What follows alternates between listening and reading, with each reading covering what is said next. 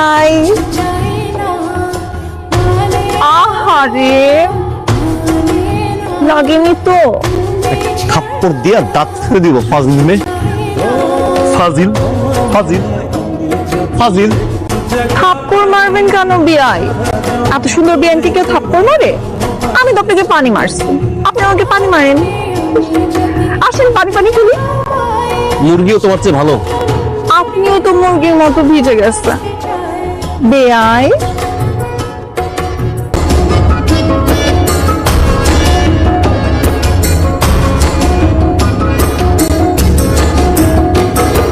যতক্ষণ থাকো কাছে সব ভুলে যায়